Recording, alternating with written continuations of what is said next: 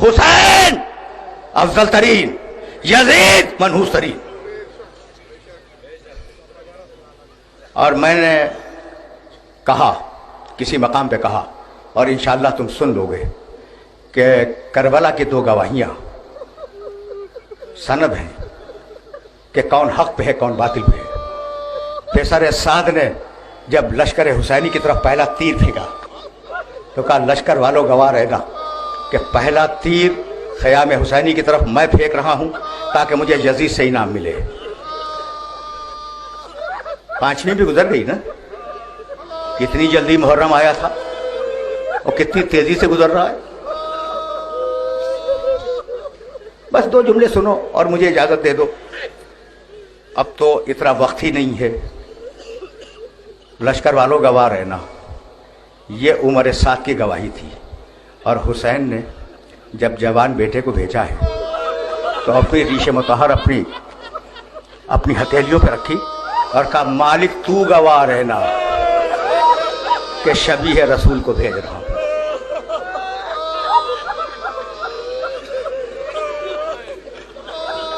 दो ही जुमले अर्ज करूंगा, ज्यादा जुमले अर्ज नहीं करूंगा।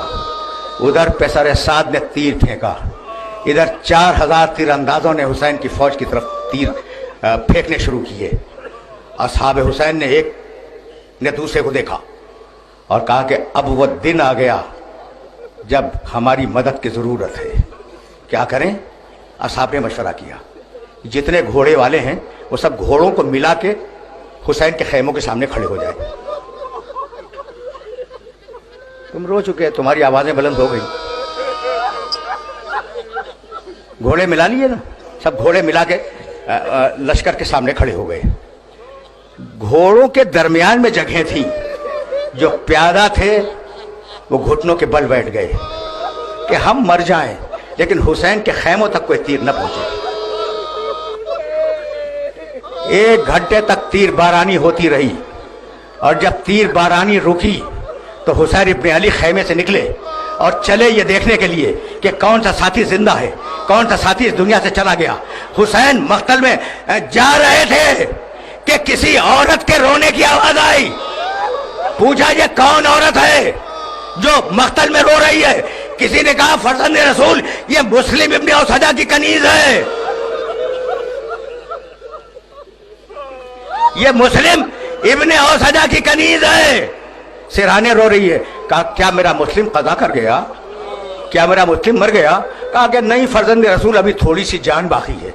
हुसैन आए, मुस्लिम इब्ने औसजा 84 या 86 बरस का बूढ़ा, सर को उठाया, अपने जानू पे रखा, चेहरे की मिट्टी साफ की, आंखें खोली। मुस्लिम ने हुसैन के चेहरे की जियारत की।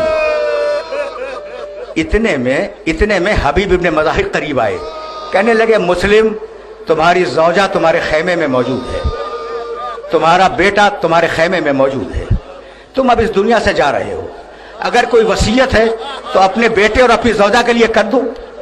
आंखें खोली, कहा, ज़ौजा और बेटे के लिए कोई वसीयत नहीं है, उसी का बेहादल मजलूम, मेरे मजलूम इमाम का ख्याल रखना, यह है मेरी वसीयत।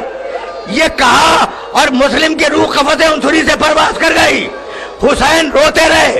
इतने में हुसैन ने देखा कि किसी खैमे का पर्दा उठा, कोई छोटा बच्चा तलवार हिमायल किए हुए मख्तल की तरफ चला, तलवार खत देती जा रही थी। हुसैन ने कहा, ये किसका बच्चा है, इसे मेरे करीब लाओ। असहाब गए, उसे चुमकार के लाए, उसे प्यार करके लाए। ये मुस्लिम के बेटे का मुकद्दर था, वो हुसैन की बेटी का मुकद्दर था। उम्रें वही थी लेकिन गोशवारे नोचे गए, तमाचे मारे गए, कुर्ते के दामन में आग लगी और मैदानों में पूछती फिरी, अहे नबी, बाबा मुझे नींद आ रही है, बाबा मुझे अपने सीने पे सला लो बाबा।